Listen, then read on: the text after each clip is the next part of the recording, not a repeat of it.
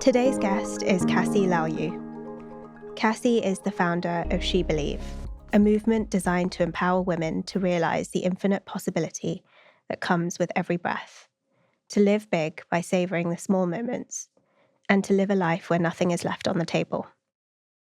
As she shares this message with the world, Cassie vulnerably shares her own story of hope and healing. Cassie has been diagnosed with incurable metastatic neuroendocrine cancer, and she's gathering and sharing with the world all of the gifts, glimmers, truths, and tribulations, learnings and lessons as her mission to prove that she is curable unfolds. We all throw around the phrase, life's too short, often when we're trying to justify making a decision which brings us joy. Cassie's story reminds us that those decisions don't require justification. Life really can be short, and if we're not living a life where we truly feel alive and joyous, then we're not really living at all. Cassie, thank you so much for coming on the podcast. I'm honoured. Thank you so much for having me. It is an absolute pleasure to be here. I want to start by just learning a bit more about the version of you before your life changed. So some of your earlier context until now. What was your childhood like? That's a beautiful question. I was so privileged to have probably one of those childhoods that people dream about. There was so much love and laughter. I'm the eldest of 4 children. My parents emigrated to Australia from South Africa a couple of months before I was born. And I feel like that I always ask my parents, like, why did we have such a beautiful upbringing, as in what made it so special? And I think it was because we were starting our tribe with no family around us. All we had was each other. And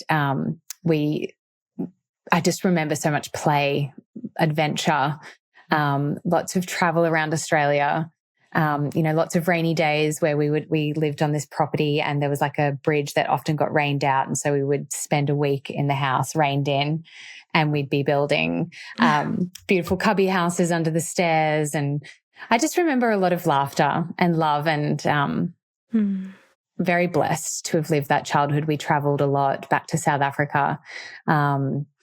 And I think there was a lot of joy. Yeah. And what about as a young adult? I feel like I have lived a life of privilege in a way that I went to a beautiful school. I had amazing friends. I got to always do the things that I wanted to do. Mum and Dad never kind of stood in our way of anything that set our soul on fire. I feel like I got to travel. I got to learn adventure. I never had too many tests thrown my way. Being the eldest, the biggest test I had was to eat as quickly as I could so that I could get seconds before my siblings. Relatable. Yeah. My partner now always like, why do you eat so quickly? I was like, because then you never get seconds. So I think I did well at school. I loved my growing up. Yeah. And your mum to 3 now, what was that like? Did you always know you wanted to be a mum? I feel like even at school and outside of school, my friends used to call me Mama Bear or Mama Cass. I have instinctively, it's just been so strong in my heart and my soul that I was going to be a mum. And I think maybe that stemmed from being the eldest of 4 children. I was 10 years older than my brother. So I used to wake up like at the crack of dawn and I would get changed, ready for school, make my lunchbox so that I could hold him for an hour and a half while Mum got the other kids ready for school. And that was like the greatest gift of my day. And so having children of my own was something that I always wanted, and something that in fact, Aaron, my beautiful fiance, and I prioritized. We've kind of done the reverse. We had children before we got married. We're still not married 10 years down the track.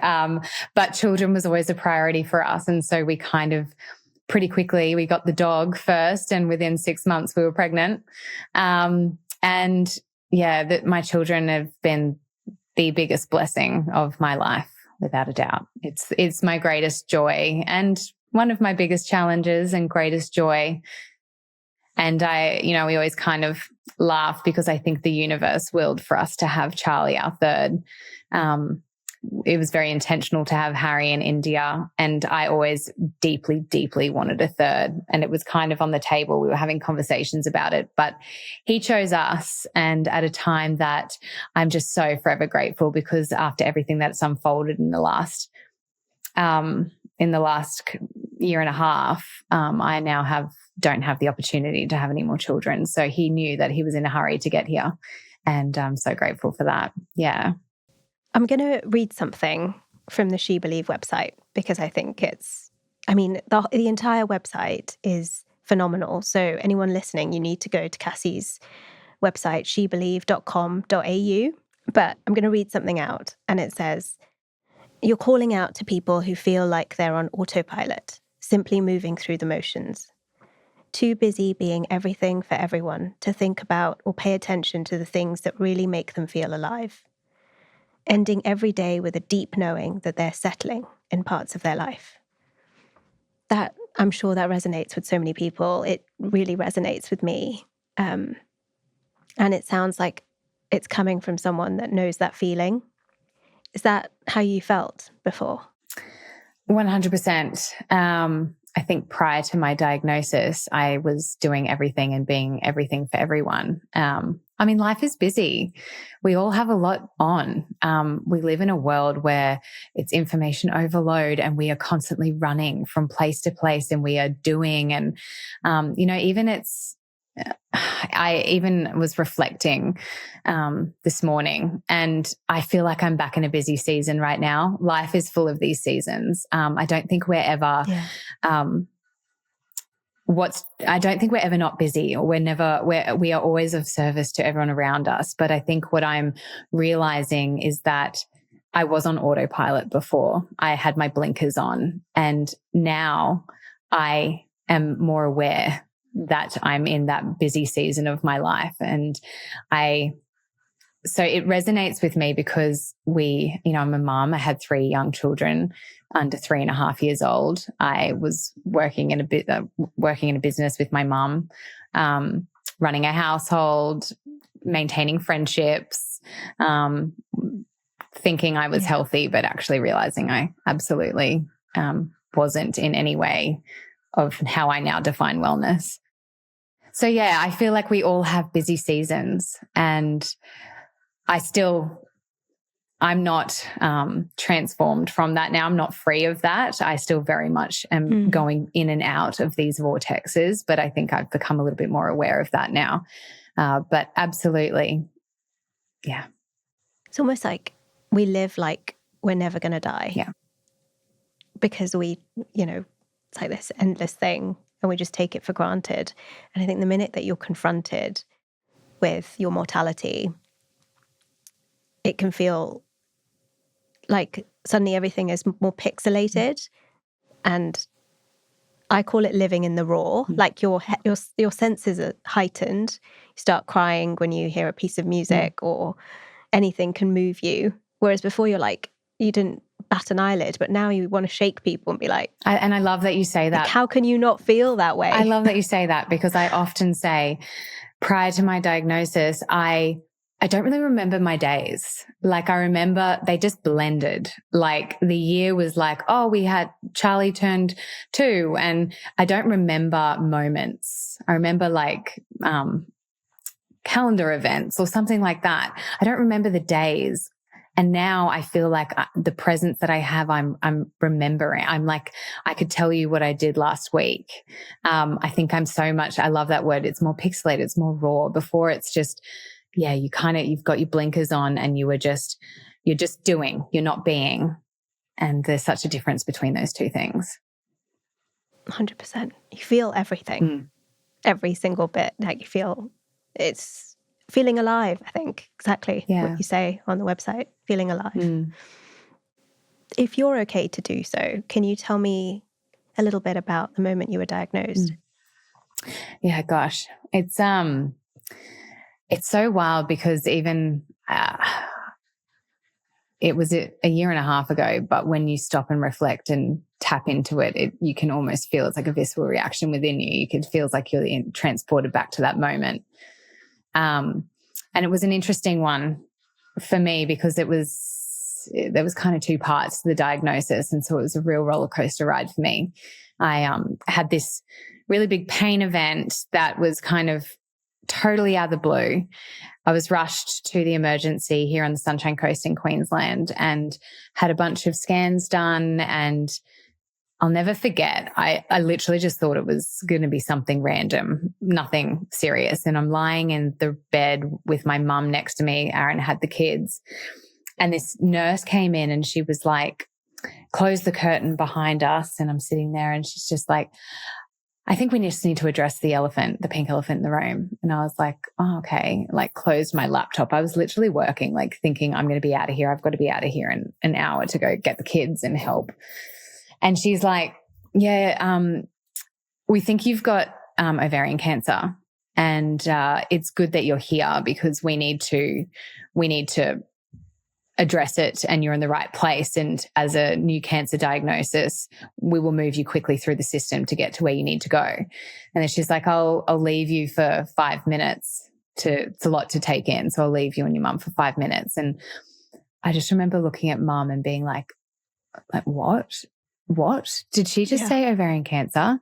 And we do have a history of ovarian cancer in my family. My sisters and my mum have had some preventative surgeries, and we'd all been genetic tested for the BRCA gene, and I just felt like the world swallowed me up. Like everything went fuzzy and I felt like I couldn't feel my limbs. And it was like this like out of body experience. And I remember just looking at mum and she held such a beautiful space for me in that moment because it took me like 5 minutes to start crying. I think I was in complete shock. And then when that hit, I started like panicking, shaking, panicking. And my beautiful mum went into like mama bear mode.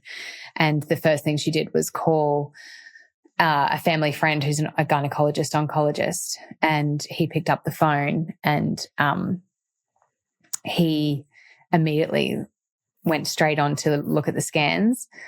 And he called back within 5 minutes and he's like, in my expert opinion, I honestly think with like 95% assurance that this isn't ovarian cancer. This is on the outside of your bowel. He said, it's presenting weird, but I need to talk to the doctor get me on the phone to the doctor on the floor. And it was all systems go. In the meantime, I was hysterically calling Aaron and he's dropping everything. My sister's like moth to a flame, like rushing to our house to be with the kids. Aaron's driving down. My sister, who's an emergency doctor, left her work in Brisbane and drove immediately up to the hospital.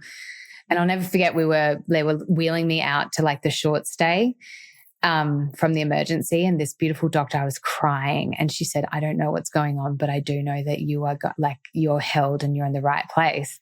And we get teary thinking about it. It was a beautiful moment. I just felt very loved, and I didn't even know this woman, but everyone kind of just came in. It was beautiful. Anyway, I spent a couple of days in the hospital there, and it was like a tug of war between the general surgeons and the gynecology team as to what was actually going on. And I ended up getting put in touch with another surgeon, a private surgeon, and it was a 2-month exploration. I didn't actually get the proper diagnosis. So we ruled out ovarian cancer pretty quickly. And this is the thing with neuroendocrine cancers. It's not diagnosed often. It's actually becoming much more prevalent, but it took 2 months to get diagnosed. So I was in and out of hospital. I had 3 procedures. I stayed for 10 days in hospital on an IV antibiotic because I thought maybe it's an infection. And then eventually we did a bit of a cowboy biopsy, and that revealed that it was a neuroendocrine cancer. My surgeon said we're going to have to do a pretty big surgery to get rid of this, but I need to check if there's anything else. And so we did a specialized PET scan and it lit up like a Christmas tree. And it was kind of like this next wave that just barreled me. I was kind of on autopilot mode in the beginning. There was so much uncertainty, but I was always hopeful. I was like, this is going to be something that's fine. And when we found out it was neuroendocrine cancer, I was like, okay, it's just going to be the one. I'm just going to get rid of it. But this PET scan is just I was always like, come on. I can see my way out of this. I can see my way out of this. This is going to be okay. And when the PET scan lit up like a Christmas tree, I was sitting in my surgeon's office, and I will never forget, we had become quite close. I'd seen him a lot in that 2 months. And he sat there in his office with Aaron, and he was just like, I have been tossing and turning for the last 24 hours on how to tell you this. And he was just like, it's spread and it's everywhere. There's 15 deposits in your lung, your liver, in your hip, in your spine. It's obviously on the outside of my bowel. He just said, this is not me now. We're going to have to transfer you over to oncology and they'll take it from there. And I never forget, we went home straight after that, and I called Mum hysterically crying. And it was like the next wave of that complete and utter grief, despair, disbelief. Like I'm bulletproof, and all of a sudden I am absolutely not. And yeah, I'll never forget, we were sitting on the couch at my house, and like moths to a flame again, all my family came. And I was sitting on the couch crying, and I was the fear, the visceral thing, the shaking, all the things. And I was sitting there speaking my truth, and my beautiful dad, everyone was kind of sitting there trying to not give silver linings, but trying to make sense of it in some way. And my beautiful dad was just sitting there, and he leant over and he put his arm on my leg. And he was like, Cassie, if I could take this for you, I would. And I was just like, oh God, like I knew, like he would have taken it in a heartbeat. Sorry. This stuff is also real. It just comes beautiful. up. Yeah. Yeah. But, I knew in that moments moment. of tenderness. Yeah, I just knew he would. He loved me so much that he would have fallen on the sword so that I didn't have to walk the path that I've had to now. And I just knew in that moment also, though, that I wasn't alone, but no one else can do this. Like I'm the only one who is going to have to walk this path and show up. I'm the only one who can go into the surgery. I'm the only one who can do the x-ray. I'm the only one who can do the treatment. Like I am the only one. This is all me. And I'm going to have so much love around me, and people will support me. But when it really comes down to it, in those moments of the big moments, like I'm the only one who has to show up. And so it was scary because I've never had to feel like that before. I've never had that realization that it's just me and it's just my life. That is my mortality. That is on the table here. Cassie, thank you for describing that so beautifully. The moments that you describe, the moments of tenderness especially, I can imagine in those moments kind of stand out because you feel loved like you've never felt loved before. And it's obviously the worst of circumstances, but like the emergency doctor, your dad, these moments of tenderness and just feeling loved and held in those circumstances, just the fact that you could remember them and you pulled them out. I'm sure that, your dad's loved on you and all of these people have just held you and loved you your entire life. But the fact that you remember them in those moments just shows me that there is such love to be found, even when things are so bad. They're beautiful glimmers in these moments of darkness. And the thing that seems to be like the invisible thread when I think back to these moments of tenderness and pure love is, the nurse, I didn't even know her. Dad, I obviously know, but these moments, they're not trying to fix what's going on for me in that moment.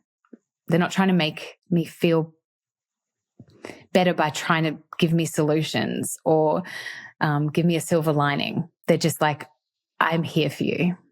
Like I am here. And they have been pivotal moments in my healing journey and something that I now try to emulate for people. what shift has happened in you since that moment? So, because I mean, you speak so positively about everything, and you're such a force. Just wondering what inner transformations happened since that moment, how you kind of dealt with it, and moving forward with SheBelieve and all of the things that you're working on. Gosh, what a question. It's look, I think when there was a big moment for me. I started a scrapbook after I'd been diagnosed, and this is kind of where my journaling began. And one day I was writing on the page. I should have brought it with me. I was writing on this page my diagnosis on the first page, and it says grade 2 metastatic neuroendocrine cancer, incurable cancer, which is what the oncologist has told me. Neuroendocrine is incurable, and essentially I'm in palliative care. I mean, that's a strong word to use, but essentially what they try to do for me now is, it's not palliative care as in I'm in end of life, but it's palliative care like they're going to manage my symptoms and do what we need to do to keep my life as long as possible. And I'd written incurable cancer on this scrapbook, and I was sitting there one day, and I just I had this pen, and for some reason, I don't know why, but I just put this line on the N, and all of a sudden it became I'm curable. And in an instant, it was like the clouds parted and like the sun shone down on me. And I was like, this is a bunch of words, and incurable could mean like I'm curable, and someone has to do something for the first time. Like otherwise no one ever would have, nothing would ever happen. Like someone has to do it. Why not me? And I think that's where I got this drive within me to be like, no, I am curable. And from that moment, there have been so many shifts and transformations. I think it starts from that I've now become a yes girl. And not in a way that I'm like giving myself to everything. And again, going back into that, like I can do everything and be everything. It's that I am doing all these things now that are inviting these moments of trust into my heart and into my lens, and saying, okay, like I'm going to trust the universe here. I'm going to try this. I'm going to literally do everything in my power. It will never be this or that. It will be this and that for the rest of my life. And in doing so, I am meeting these incredible humans. I'm sitting here today, which is something I never would have done before. I think I'm living big, but like you said in the moment now, I'm savoring the small moments. Like I am truly heart-led now. I think I was a lot in my head before. And, my motto on SheBelieve is to get out of your head into your heart and do the damn thing. And I think that's exactly what I'm doing. I'm walking hand in hand with fear, and I am taking time to notice like awe and wonder and magic. And even last night. So last night I tend to get like my anxiety comes out at night a little bit when I'm tired. It's a pattern for me. I'm aware of it. But last night I was lying in bed. I was talking to Aaron. It's like 10 o'clock at night, and I was just talking about a bunch of things. And no joke, actually, to backtrack a little bit, in the last couple of weeks I have been saying that I almost feel like this conversation that we're having right now is universe timing, because in the last couple of weeks I have been slipping back into this busy mode. It's back getting into Christmas. There's so much going on. And I felt a tiny bit detached from the magic and the awe and the wonder that I've been seeking and experiencing, particularly in the last year. And last night when I was lying in bed talking to Aaron, I'm not joking, this shooting star, it was like the most brightest, beautiful, biggest thing. And I don't actually even think I've seen this shooting star before, but it like leapt across the sky. And I was like, it reminded me that I am a part of something so much bigger, and there is magic around. And I think I've been seeking that out. I am enjoying the simple things in life so much more. I'm making time for the simple things in life. What fills up my cup is things that never used to. I used to be a girl of like long boozy lunches, going out with the girls. Now I do ice baths with the girls and do retreats away and go to Bali and do wellness things. I feel like I've now got this like 80-20 rule about me, where I have removed, like, I don't believe in now doing anything in extent, to its full. It sounds really bad, but before my diagnosis, I would like either exercise so much or not at all, or I would like drink or not at all. Like I was an all or nothing girl. And now I'm like, that's just not realistic in life. 80-20, the moments that bring me joy. If I'm sitting at lunch and there is a beautiful sunset, and I will have a glass of wine and I will savor that and I will love it. But for the other times, I find I don't need that. Do you know what I mean? Does that make sense? We're trying to feel something, right? When we're all or nothing. But you're feeling everything without any crutches. You're literally experiencing the highs and the lows and all of it. And so you don't really need to, you could just be. Totally. I think. I mean, that's my totally reading agree. on it. But I get that. I understand. I think I've become a lot more boundaried. I honor my energy a lot more now. I'm a lot braver. I have become quite attuned to spirituality. I don't know what that is for me yet. I'm trying to figure that out. But I believe in a universe. I'm doing in my treatments, I see psychics, energy healers, spiritual healers. I'm doing kinesiology, hypnosis. Like I'm literally opening my heart to everything. It's amazing what you find when you're looking for it. When did the idea of SheBelieve come to you? I spoke a bit about it, but I want to hear you describe the mission in your own words. So SheBelieve is very new. I only wrote the website 8 weeks ago. I feel like in the beginning of my diagnosis, I saw a lot of psychics. I saw a lot of astrologers. I've been seeking assurance from a lot of people. I can't get it in this work realm from the doctors or anyone. So I need to go elsewhere to find it. I'm now learning that the assurance is within me. But I feel like I'd always been, in those moments, I'd been told that, the first psychic I saw said, this has happened for you, not to you. A healer in Bali said, I've been put on this planet to be able to be of service to others and help people. And I need to taste the chili to be able to tell people what the chili tastes like. And none of this made sense to me at the time. But in the back of my mind, I think I'd been told on numerous occasions that there's got to be more to this than just what I'm going through. And my children are the reason that I want to live a long and joyful life. But I'm feeling that maybe it's a bit bigger than that. Not bigger than that. There's that and something else. And SheBelieve I've started many businesses in my life, and this one has been effortless and seamless. It has just flowed. But the moment where I really tuned into it, I had a close girlfriend she was a friend of my sister's, and I've known her for many years, but she got diagnosed with bowel cancer 3 months before me, and we created a very fast friendship together. And she has been a big catalyst and drive. We lost her. She became an angel about 8 weeks ago when SheBelieve was born. She is the reason it was born. I think she reminded me of the fragility of life and that I am in this. I was invited to speak at an event randomly in July.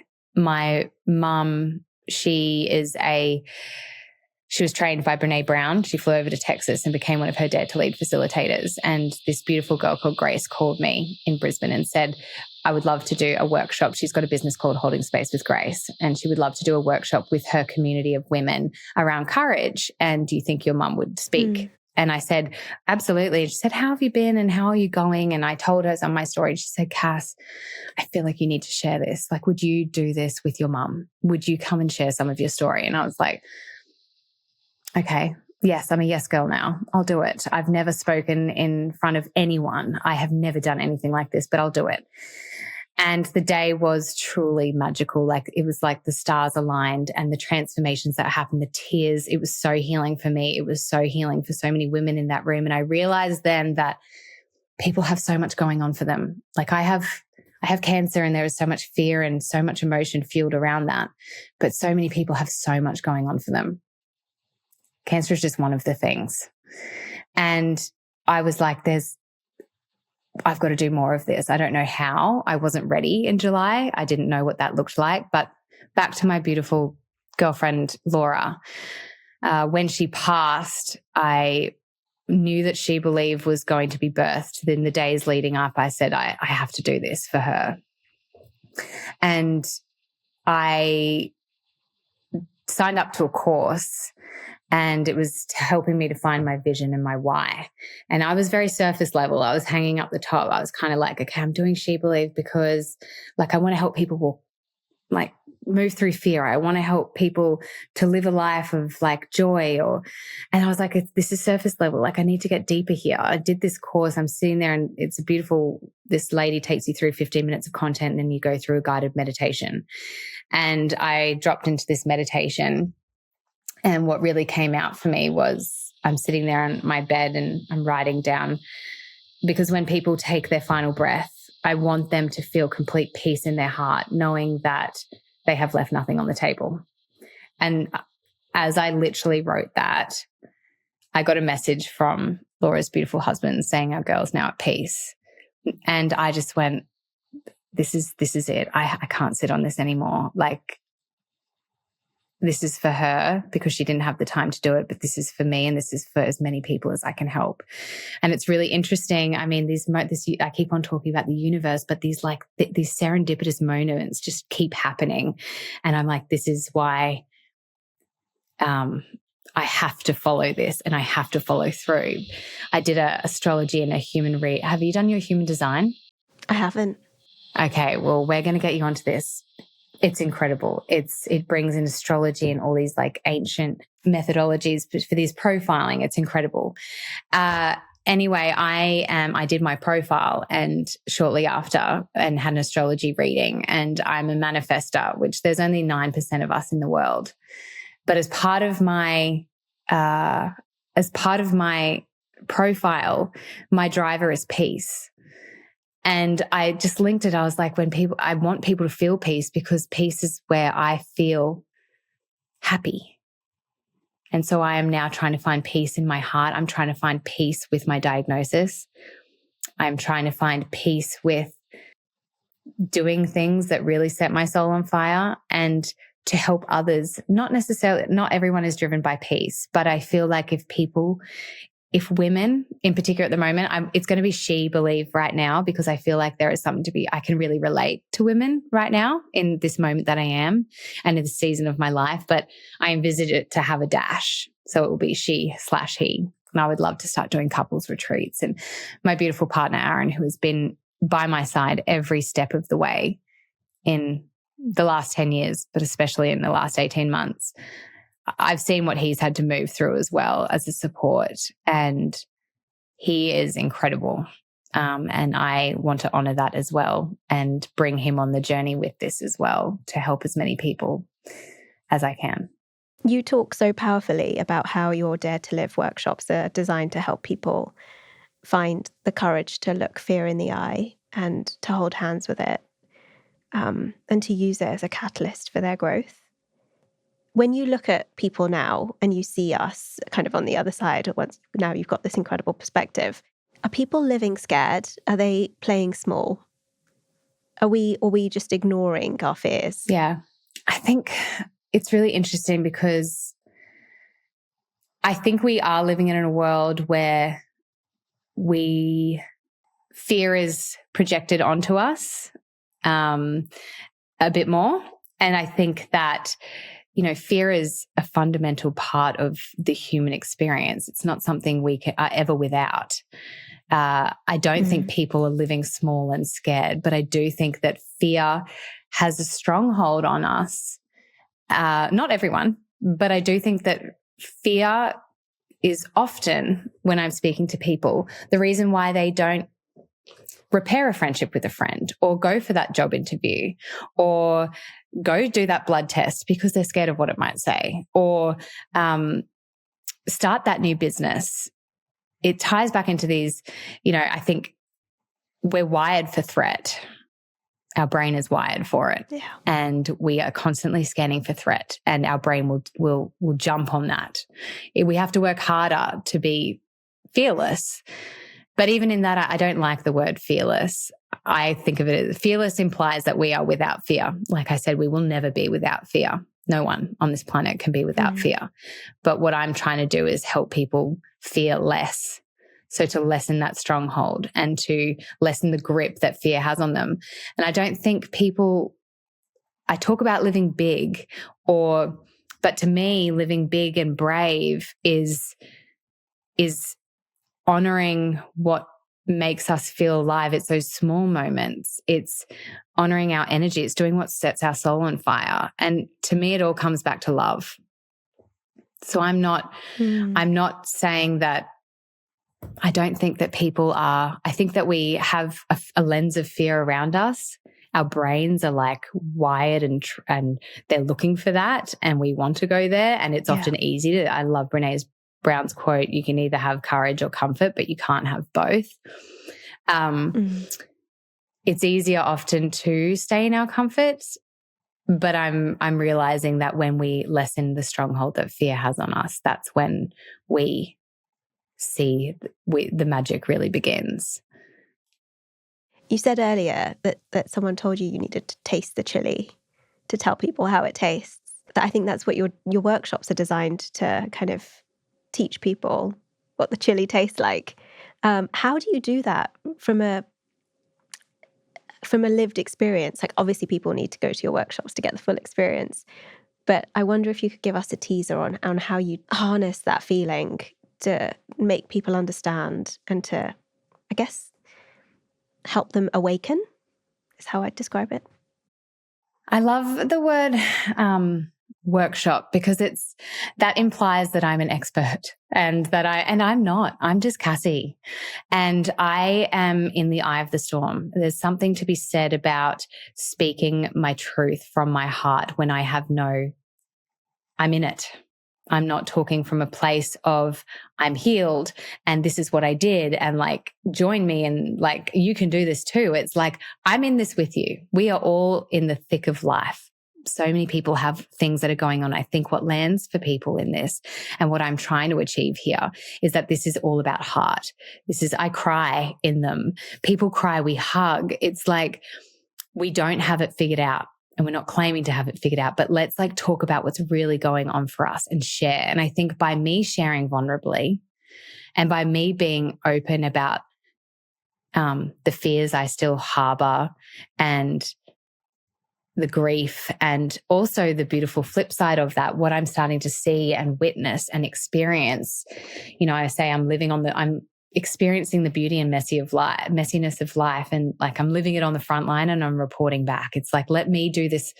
Let me go and explore and bring it back to you. And I think that I'm just talking from a place of genuine love and I'm not standing up there with frameworks and I'm talking, it's stories and it's heart-centered. It's real. It's raw. And I don't have it figured out. And I think there's something that people resonate with that because none of us really have it figured out. Life is messy. I have kind of, Dare to Live is one of the workshops. So when I started SheBelieve, in any business I've started, it's always been like projections and forecasting and this is my 12-month plan and this is what I'm going to hit. And with SheBelieve, I'm doing the complete opposite. I am literally going with my gut when I have no idea what's happening in the next month. I do know that I want to start healing portals where I bring in some of my favorite healers for immersive healing experiences. There's so much. I want to do retreats. There's so much. But I think what I am trying to do is gift people the glimmers and the insights of my metamorphosis so that they can awaken without having to go through the trauma of having to face that. And if I can gift anyone a glimmer, a little mic drop moment, a little aha moment. One beautiful girl came up to me in the workshop and said, I saw your dad sitting in the back watching you. And it made me realize that I need to call my dad. I haven't spoken to him for 4 years and like, I need to. And I was like, that is what it's about. You know, this is not about like, this is about human experiences and feelings, and the glimmers come from the most unexpected of places. One girl, you know, came to me and said that one question I ask is like, if you were given 6 months to live, what would you do? And are you living true to that right now?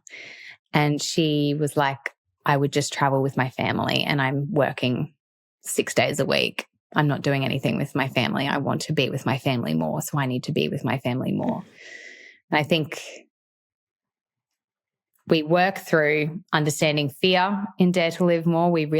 My beautiful mum comes in with the Brene Brown research and lens. She's also an emotional intelligence practitioner. So she talks about the science and the data and the neurochemistry and stuff of fear to make people actually understand fear, you know, that it's a projection of the future that just paralyzes us in the presence. We also talk then a lot about trust of self, trust of source, and through my experiences and stories. And we also have a little framework that we have created, which is just through reframing fear to help people to walk away with something that they can action straight away. That's beautiful. And I love that you do it with your family, your mum and your brother. I know. Aren't I lucky? We've all done this, like taken such different journeys. And to stand up there with them next to me is just, it's a pinch me moment. My brother, you know, doing breath work, and he's like a shaman. I actually think that one of the reasons that I am having the progress that I'm having at the moment with my treatments and my results is actually because of him. I had an experience with him where I had like 25 of my girlfriends. Aaron and I were supposed to get married in May, and the hens was booked in, but I had to start targeted radiation and a special treatment called luteate, which is the nuclear medicine treatment. So the wedding got postponed, and we still went ahead with the hens. And my brother did a beautiful breathwork and meditation. And then like this, I don't even know what he did. The girls stood around me. I feel like my body was levitating. Everyone was crying. They all had their hands on me. And I actually think that the vibration of my cells shifted. And it was shamanic. And he had to go he was lying in bed for 2 days after. I think it was like the Green Mile, you know, they give it everything and then they just like collapse in it. He is remarkable human. He's 10 years younger than me. He's the little one that I held every morning before school. And he has some of my most profound healing experiences have undoubtedly been with him. So to stand up there and to gift his gift to women is one of my greatest joys to witness, because the transformation that even happens before Mum and I get on stage is amazing. And then my mum has trained under Brene Brown and has done so much work in courage. And it's really interesting because she's trained, like she does workshops with leaders and executives and teams all around the world around courage. But actually over the last 18 months, we have it's like a whole newfound respect for courage and what it actually means to live and be courageous. And so to bring these three together, it's just like seamless and it's incredible. And in the workshops, you know, the music is music that I've cried to. Everything is relatable. We do raffles for Neuroendocrine Cancer Australia, and they're all of experiences with my favorite healers. Everything's meaningful, and it's a village around me, and I'm so grateful to be able to do it with them and my healers and all that. Oh, I can really tell you've built it from your heart. What has it brought you personally? It feels like it's sort of also brought you a lot of healing. A tremendous amount. I mean, it's been unexpected actually how much. I think this is a really big part of my healing story. I think there's something to be said about, I think for so long, well, for what felt so long, definitely the first year of my diagnosis, the spotlight was on me and there was so much attention on me, and I had to. I've never been one to ask for help, but I had to receive it because I needed it from doctors, from friends, from family, from the parenting load, from all the things. And now it's like if I can gift something back like that for me is to be of service of other people's hearts is so healing for me. And I just think it's not like life gives you lemons and you make lemonades. It's not about that. It's like it's a calling. And I think I've lived my life doing jobs that I enjoy, but they've never sparked me. And it doesn't feel like work. It feels like service. And my dream is to be able to just do this for free and to just gift as much as I can. So yeah, it's been huge in the transformation of me. And I think the messages that were flowing in after Dare to Live, my first one that I did in July, when I fumbled my words and I was like, oh gosh, like, was I even okay up there? And people saying like, you've literally changed the trajectory of my life. And that means something. It hits it, this happened for me and not to me. And I'm making that happen. It's incredible. That's incredible. And I mean, I've read the testimonials, Cassie, and they are phenomenal. Every single one, people are saying, what they took away. They've said you've changed their life. They've said they're richer for having gone to your workshops. I think people are craving real connection and raw and real honest conversation and real talk. Mm-hmm. They're not craving. They're not craving like, I've got it sorted and this is the steps you follow to get it sorted. They're craving like genuine connection and to be heard and seen and to know they're not alone. One of the questions I wanted to ask you was, at a time when so many people isolate or kind of go inward and shut down, maybe from fear or, just it's as you said, a singular journey. You've chosen to really take your story to the world and build a community. And when we first spoke, and I do believe the universe helped us meet, your aura and your positivity just blew me away, Cassie. Where does that come from? Like, where does that mindset come from? And what inner source do you draw upon to channel it? When I was growing up, there's a little bit of stubbornness in there. When I was growing up, I always said to my parents, like, there was a saying, like, I do it self when I was a child. And I feel like there's something in me, like a determination. Undoubtedly, my children are a driving force. I remember someone said to me, one of my neighbors, I was talking to him on the street just after my diagnosis, and he said, there's a reason you're going to survive this. And I was like, why? And he goes, it's your children. I was like, yeah, like I have to show up for them. I feel like my family, my mum, my dad, my sisters, my brother, Aaron, I have some really close friends that I have had to call on. And I've realized that life is not linear. It's up and down. I have days where I have had to really lean on people and I haven't been able to see the beauty and I've been stuck in the sadness of this, and the reality of it is overwhelming at times. But I think that it's innate in my personality. I think that I do tend to look for the best. I remember one of my teachers at school told me that I was like one of those dolls, those like crazy like car sales that like have the air in them and they're always like floating around. And then it was like, you're like one of those that like go down and they come back up and they go down, they come back up, like they fold because the air goes out and come back up. And I think that I have a determination with me, but it comes down to love. I really do. Everything leads back to love. And I have realized that so strongly and powerfully. It's love of self. It's people who love me. And I think that I have a lot of love.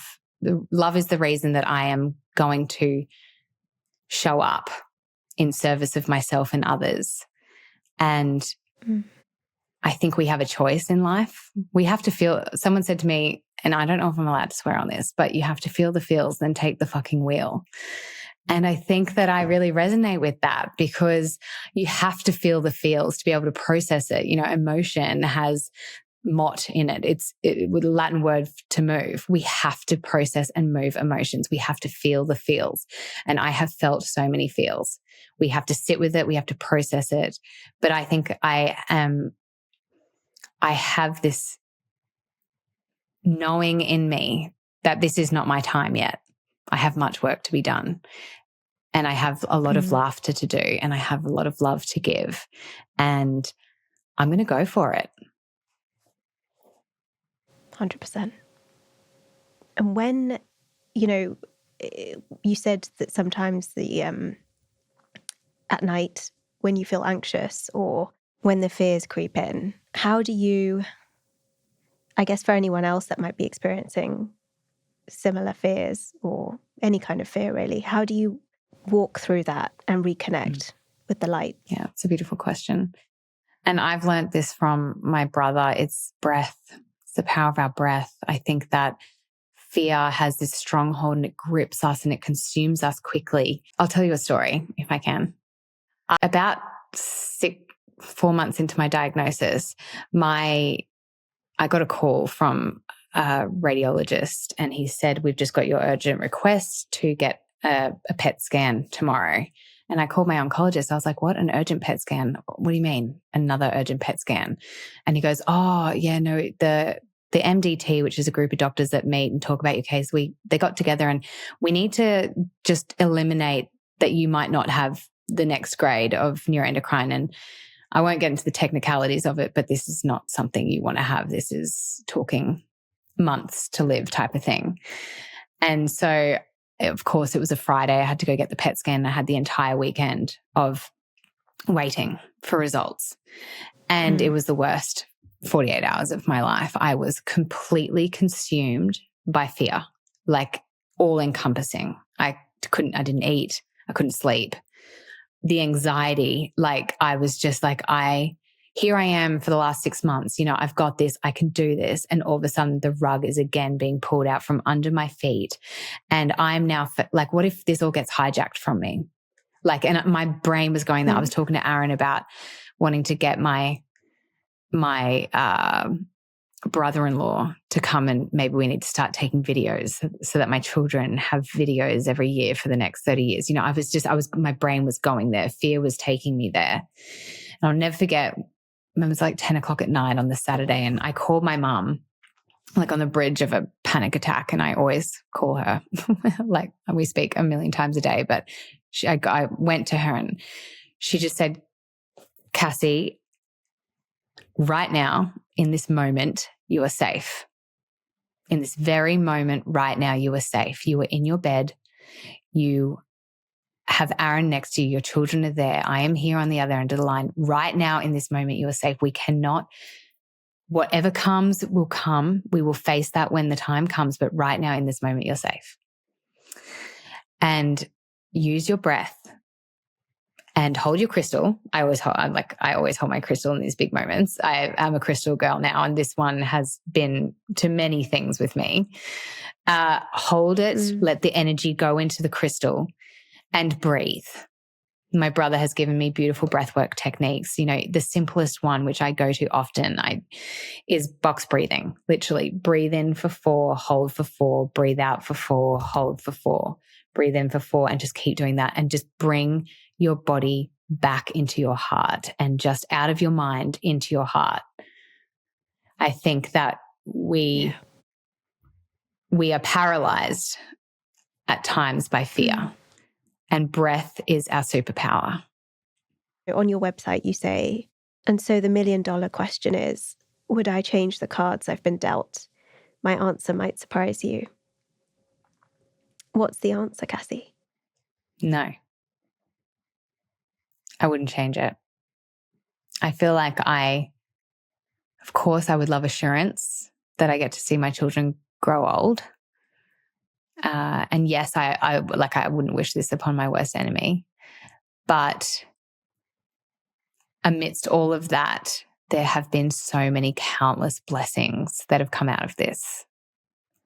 More than I ever could have imagined.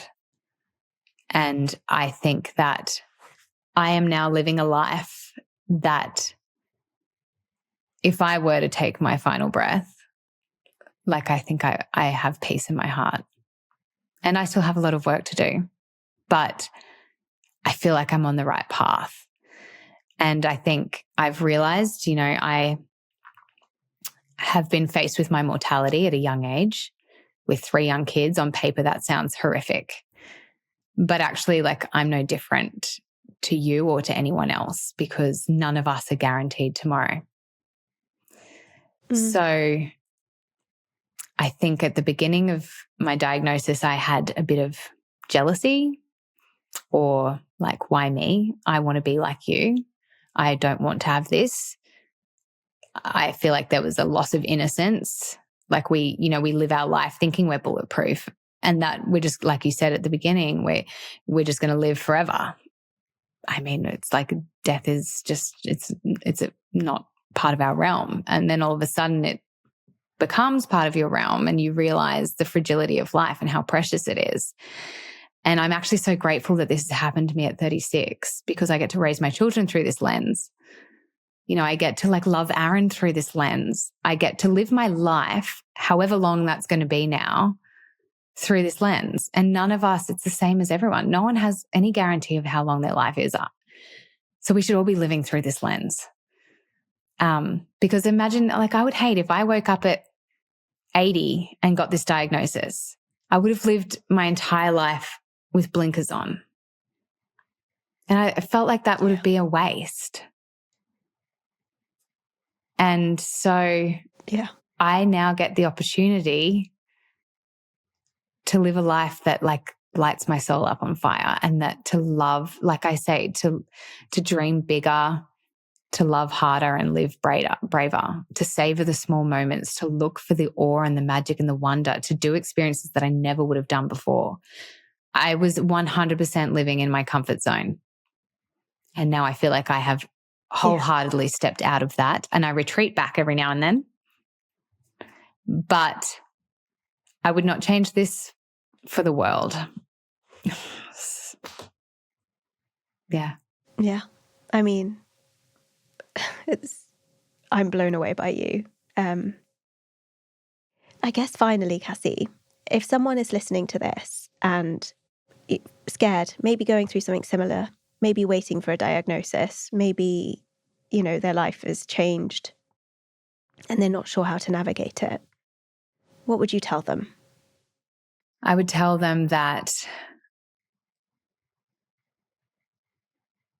you are magic. You've got this. And belief, hope, possibility. We are all the authors of our story. And in this moment, you get to write the part of this chapter. Like, I think that I see you, I stand with you, and I circle you, and you've got this. Do everything, this and that, become a yes person. Open your mind to all different treatments, to all different healers. Do anything that will make you believe and trust in yourself. I think that we often lose sight of trusting ourselves. We trust doctors or we trust people around us, but we're often the last person we really build and nurture a relationship of trust with is ourselves. And if we trust ourselves, anything becomes possible because we lean bravely, we make bolder decisions. And it's to believe. Never lose sight of belief. Believe in yourself and believe in that anything is possible. That's beautiful. If there's anything else you want to say, Cassie, that I haven't asked you about, honestly, the floor is yours. So I feel like I've done so much talking. You wouldn't say anything. I mean, I feel like, you know what? I've said it before, I'm not an expert in anything. I am just living the messiness of life and the beauty of life. And I think we have these choices in life where we can either choose to stay in our comfort zone or we can choose to step into courage and we can walk through life holding fear's hand and using it as a catalyst for our growth. And if anyone were to be listening, I would say call that person or put in that job application or go get that blood test or do something that I think we innately know in our heart and in our soul what we want, but we're too much in the head. And so get out of the head into the heart and just do the damn thing. Just do it. Try it. If you fail, you'll get back up. Because life is really short. It's really precious and it's really fragile.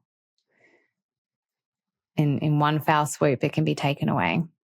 So we have to live it. Find peace in our heart. Cassie, thank you so much for being a guest on this podcast. I am honoured. I thank you for sharing your story with me. Thank you for trusting me. Thank you for being so open and vulnerable and inspiring. And all of the work you do is just incredible. You are incredible. And I wish you deep, deep joy and healing and every good thing that life has to offer. Thank you. I wish it for you. Thank you so much. And I wish the same for you too. Just all the love and light.